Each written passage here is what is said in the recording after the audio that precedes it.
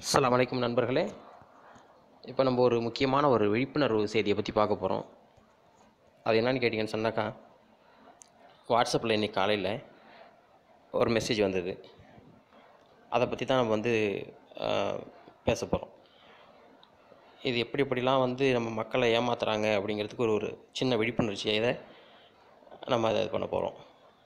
இதை நம்ம பார்க்க போகிறோம். அது என்னன்னு கேட்டிங்கன்னு சொன்னால், இப்போ பாருங்கள், இந்த காலையில் இந்த ஃபோட்டோ ஒன்று வந்துச்சு. ஒரு பொண்ணு ரொம்ப மோசமான சீரியஸான நிலைமையில் படுத்து கிடக்கிற மாதிரி இருக்குது. ஆனால் அதனுடைய கண்ணை பார்த்தாக்கா அது உயிரோடு இருக்குமா இல்லை மரணிச்சிருச்சா, அதா இறைவனுக்கு தான் தெரியும். அடுத்த ஃபோட்டோவில் அவருடைய தந்தையா இல்லை பாட்டனாரா தெரியல, அவரோடு சேர்ந்து இருக்கிற மாதிரி ஃபோட்டோ இருக்குது. அடுத்தது பார்த்திங்கன்னாக்கா, அதுக்கு ஒரு வாய்ஸ் கிளிப் வந்திருக்கு. அந்த வாய்ஸ் கிளிப்பை முழுசாக கேளுங்க. நான் ஆன் பண்ணுறேன். अस्सलाम वालेकुम मेरे भाइयों, आप लोगों से एक रिक्वेस्ट है, प्लीज़ इस पिक्चर को आगे जितना हो सके शेयर करो, अपने व्हाट्सएप ग्रुप में भेजो। इस बच्चे के लिए 50 लाख रुपए इंडियन रुपी चाहिए। इसकी गले की ऑपरेशन के लिए इसकी एक्सीडेंट हुआ है आज, और इसकी आवाज़ चली गई, जिसकी इसे आवाज़ लाने के लिए 50 लाख रुपए चाहिए। व्हाट्सएप ग्रुप के पूरे नुमाइंदा जो व्हाट्सएप ग्रुप का ओनर है, उसने इसकी खर्चा उठाया है, लेकिन यही है कि जितना शेयर करोगे, हर एक बंदा इस पिक्चर को एक दफ़ा आगे सेंड करेगा तो 1 रुपये इसकी अकाउंट में डाला जाएगा। तो जितना भी आप लोग आगे शेयर करोगे, जितना ये फ़ोटो सेंड करोगे, उतना इसके लिए अच्छा है और उतना ज़रूरी कि आज इसकी ऑपरेशन होनी है। तो ये मुझे इंडिया से मेरे एक दोस्त ने भेजा है, रिक्वेस्ट किया है, जितने भी ग्रुप आपके पास है, जितने आपके दोस्त हैं, प्लीज़ यानी जो भी हो, आज इस बच्चे की जान के लिए एक अपना आधा घंटा या 20 मिनट दे सकते हो, सवाब का काम है। तो प्लीज़ दोस्तों, आपसे रिक्वेस्ट है, इसको जितना हो सके आगे भेजो इस फ़ोटो। கேட்டிங்களா நண்பர்களே? அநேகமாக ஹிந்தி, உருது இது தெரிஞ்சவங்களுக்கு கண்டிப்பாக இது விளங்கியிருக்கும். தமிழ் மட்டும் தெரிஞ்சவங்களுக்காக நான் மொழிபெயர்த்து சொல்கிறேன். இது என்ன அப்படின்னு கேட்டிங்கன்னா, இந்த பிள்ளைக்கு இன்றைக்கி ஆக்சிடெண்ட் ஆகிடுச்சு. இன்றைக்கின்னு சொல்லியிருக்காங்க. அது என்னைக்கு தேதி இல்லை, ஒன்றும் இல்லை. அது ஒரு வருஷம் ஆச்சா இல்லை இப்போ தானா, நேற்றா, இன்றைக்கா, நாளைக்கா, ஒன்றுமே புரியல. இன்றைக்கி ஆக்சிடெண்ட் ஆகிடுச்சு. அந்த ஆக்சிடெண்ட்டில் என்ன ஆகிடுச்சின்னு கேட்டிங்கன்னா, அந்த பிள்ளைக்கு பேச்சு வரல. நல்லா கவனிக்கணும், பேச்சு வரல. இதுக்கு எவ்வளோ செலவாகும்னு சொன்னாக்கா 50 லட்ச ரூபா செலவாகுமா. என்னத்துக்கு? சாதாரணமாக பேச்சு வராமல் போனதுக்கு, அதை சரி பண்ணுறதுக்கு 50 லட்ச ரூபா செலவாகுமா. எவ்வளோ பெரிய ஒரு புருடா பாருங்கள் இது. இது மாதிரி தான் பார்த்தீங்கன்னு சொன்னால், எப்போ பார்த்தாலும் வாட்ஸ்அப்லேயும் இந்த மாதிரி சோஷியல் மீடியாலேயும் பார்த்தீங்கன்னு சொன்னாக்கா, ஒரு பிள்ளைக்கு ஒரு அழகான பிள்ளைய போட்டு, அந்த பிள்ளைக்கு ஒரு சின்ன ஆக்சிடெண்ட்டில் கண்ணு போயிடுச்சு, இந்த பையனுக்கு குச்சி கண்ணில் குத்திடுச்சு, இதுக்கு 20 லட்ச ரூபா செலவாகும், இதை ஷேர் பண்ணிங்கன்னு சொன்னால் உங்களுக்கு 10 பைசா ஒரு ஷேருக்கு கிடைக்கும்னு சொல்லிட்டு வாட்ஸ்அப் கம்பெனிக்காரன் இந்த பணத்தை கொடுக்குறதா ஒத்துக்கிறாங்க. நீங்கள் மட்டும் செய்ய வேண்டிய ஒரே வேலை என்னன்னு கேட்டிங்கன்னா, ஷேர் பண்ணுங்கள். உங்களுக்கு மனசாட்சின்னு ஒன்று இருந்துச்சுன்னா ஷேர் பண்ணுங்கள். இதை தான் திருப்பி சொல்லுவாங்க. உங்களுக்கு நல்லா கவனிக்கணும், உங்களுக்கு மனசாட்சின்னு ஒன்று இருந்துச்சுன்னா ஷேர் பண்ணுங்கன்னு சொல்லிட்டு. இது யார், என்ன, இவங்களுடைய அட்ரஸ் என்ன, இவங்களுடைய அக்கௌண்ட் நம்பர் என்ன, இவங்க எப்போ நடந்துச்சு, என்ன நடந்துச்சு, எதை பற்றியுமே விளக்கம் இருக்காது. அதுக்கு ஒரு உதாரணம் தான் இதில் விளக்கத்தை சொல்லிவிட்றேன். இதனால் இந்த பிள்ளைக்கு பேச்சு வர்றதுக்காக 50 லட்ச ரூபா செலவாகும்னு சொல்லியிருக்கிறாங்க. வாட்ஸ்அப் கம்பெனி ஓனர் சொல்லியிருக்கிறாராம், ஒரு ஷேர் நீங்கள் பண்ணிங்கன்னு சொன்னால் 1 ரூபா இந்த பிள்ளைக்கு கொடுக்குறதா. அதனால் நீங்கள் எவ்வளோக்கு எவ்வளோ ஷேர் பண்ணுறீங்களோ அவ்வளோக்கு அவ்வளோ ரொம்ப நல்லது. உடனடியாக ஷேர் பண்ணுங்கள். என்ன அப்படின்னு சொல்லி இந்த பிள்ளைக்கு ஒரு வாழ்வு கொடுங்கன்னு சொல்லிட்டு ரொம்ப தாழ்மையாக அவர் ரொம்ப கேட்டுக்கிறாரு. இது எந்த அளவுக்கு உண்மை, இது எந்த அளவுக்கு ஒரு புருடாங்கிறது ஆண்டவன் ஒருத்தனுக்கு தான் தெரியும். நிச்சயமாக 99% நண்பர்களே, இது மாதிரிலாம் ஒரு கப்ஸாவை, இந்த மாதிரி ஒரு புருடாவை, இந்த மாதிரி ஒரு பொய்யும் புரட்டையும் தயவு செஞ்சு நம்பிடாதீங்க. ஏன்டா நம்புறது நம்புறோமோ இல்லையோ, நம்மளுடைய குடும்பத்தில் உள்ளவங்க, குறிப்பாக பெண்கள், தாய்மார்கள், இப்போ நிறைய பேர் பார்த்தீங்கன்னு சொன்னால் ஸ்மார்ட் ஃபோன் வந்துருச்சு. சாதாரணமாக 6000 ரூபாயிலேருந்து 10,000 ரூபாய்க்குள்ளே நல்ல ஸ்மார்ட் ஃபோன் கிடச்சிருது. அதனால் என்ன பண்ணுறாங்க, அவங்களுக்கு புதுசாக தான் வாட்ஸ்அப்லாம் இப்போ இருக்கும். வாட்ஸ்அப்லாம் புதுசாக போட்டு கொடுத்துருப்போம். அவங்கெல்லாம் இதை பார்க்கும்போது என்ன பண்ணுவாங்க, சாதாரணமாக பெண்களுக்கே உள்ள ஒரு இறக்க குணம் என்னன்னு கேட்டிங்கன்னா, இந்த மாதிரி இதெல்லாம் அவங்களாட்டி தாங்க முடியாது. உடனே இவங்க ஷேர் தானே பண்ண சொல்கிறாங்க, இந்த பிள்ளைக்கு ஒரு ரூபா கிடச்சிருமே, அதனால் நம்ம ஷேர் பண்ணுவோம் அப்படின்னு சொல்லிட்டு நினச்சிக்கிட்டு என்ன பண்ணிடுறாங்க, ஷேர் பண்ணிடுறாங்க. பார்த்தீங்கன்னு சொன்னால் அது பாட்டுக்கும் வந்து லட்சக்கணக்கில் கோடிக்கணக்கில். ஒரு உதாரணத்துக்கு சொல்லுவாங்க, உண்மை பரவும் வேகத்தை விட, அதாவது உண்மை பரவுகிற வேகத்தை விட பொய் வந்து செம ஸ்பீடில் பரவும். உதாரணத்துக்கு சொல்ல போனால் ஒரு கப்பல், உண்மை கப்பல் வேகத்தில் போகுதுன்னு வச்சுங்களேன், பொய் வந்து ஃப்ளைட் வேகத்தில் போகும். எது உங்களுக்கு வந்து அதிக வேகம்னு சொல்லிட்டு உங்களுக்கே நல்லா தெரியும். அந்த மாதிரி ஒரு புரடாவை வந்து விட ஆரம்பிச்சிடுறாங்க. இந்த மாதிரி ஒரு கப்ஸாவெல்லாம் பார்த்தீங்கன்னு சொன்னால் நிறைய பேர் ஷேர் பண்ணி, இதில் என்ன ஒரு உண்மைன்னு சொன்னாக்கா, கொஞ்சம் நாளைக்கு முன்னாடி ஒரு நண்பர் விழிப்புணர்வு பதிவு ஒன்று போட்டிருந்தார். அதில் பார்த்தீங்கன்னாக்கா, இதனால் வந்து இதை செய்ய சொல்கிறதே வந்து ஒரு இந்த டெலிஃபோன் நிறுவனங்கள் தான், குறிப்பாக இந்தியாவில் உள்ள டெலிஃபோன் நிறுவனங்கள் தான் ஆளையே வச்சு செய்ய சொல்கிறாங்க. இதை மாதிரி ஒவ்வொருத்தவங்களும் ஷேர் பண்ணும்போது அவங்களுக்கு ஒவ்வொருத்தவங்க இன்டர்நெட்லேருந்து 50 KB செலவாகுது.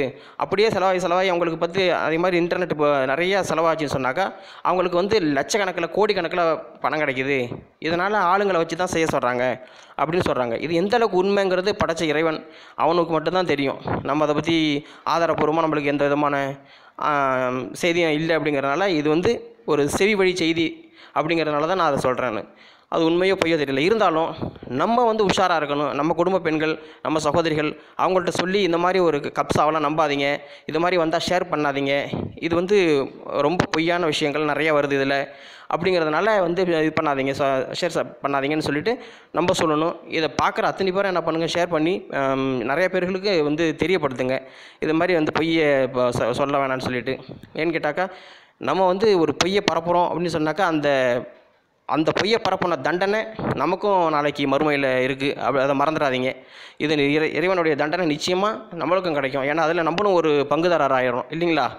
அதனால் ரொம்ப வந்து இதில் கவனமாக இருக்கணும். கொஞ்ச நாளைக்கு முன்னாடி பார்த்தீங்கன்னா ஒருத்தர் ஒரு வாட்ஸ்அப் மெசேஜ் ஒரு சில வருஷங்களுக்கு முன்னாடி, நான் திருச்சி காவல்துறையிலேருந்து பேசுகிறேன், நான் திருச்சி காவல்துறையிலேருந்து பேசுகிறேன், வந்து என் பேர் சொன்னாரா என்னமோ தெரியல, ஏதாவது உங்களுக்கு இந்த நம்பர்லேருந்து ஒரு நம்பர் சொல்கிறாரு, ஒரு 10 நம்பர் மொபைல் நம்பர் சொல்லி, இந்த நம்பர்லேருந்து ஃபோன் வந்துச்சுன்னா எடுக்காதீங்க, இவங்க வந்து ஏடிஎம் கார்டெல்லாம் கேட்பாங்க, உங்கள் நம்பர்லாம் கேட்பாங்க, உங்கள் பாஸ்வேர்டு நம்பர்லாம் கேட்பாங்க, கொடுத்துடாதீங்க, நாங்கள் பேங்க்லேருந்து பேசுகிறேன்னு சொல்லுவாங்க அப்படின்னு சொல்கிறாரு.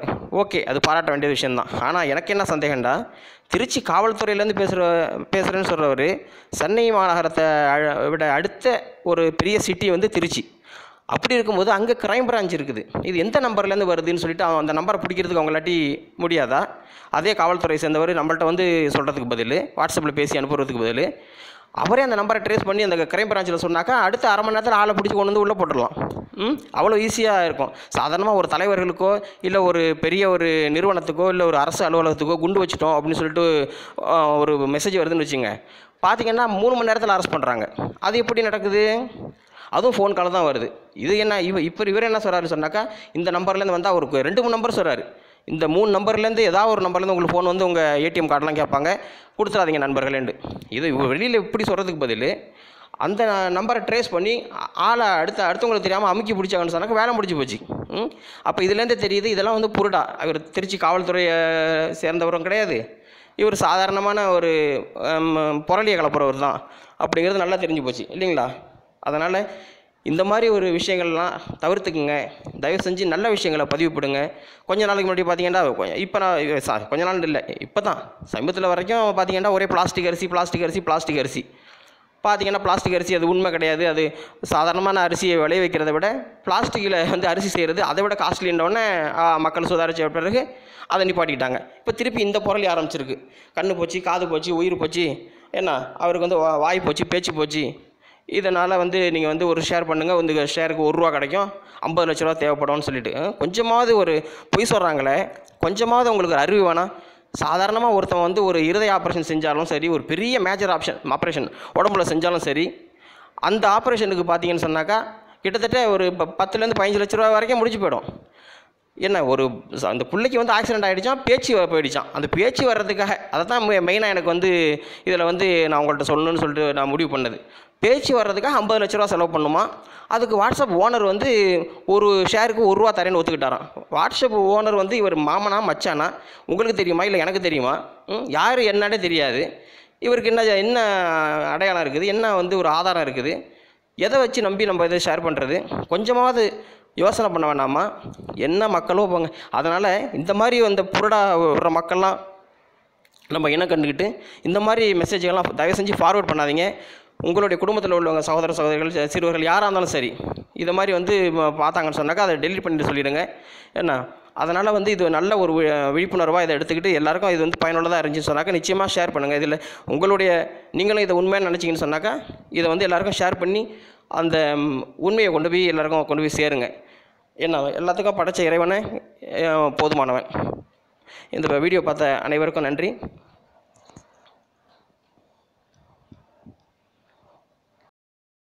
இந்த ஆடியோ பதிவை கேளுங்கன்னு சொல்லியிருந்தேன். அது நான் திருப்பி கேட்கும்போது ரெக்கார்ட் பண்ணிவிட்டு கேட்கும்போது சரியாக காதில் விழுவல. அதனால் உங்களுக்கும் அது காதில் விழாதுன்னு நினைக்கிறேன்.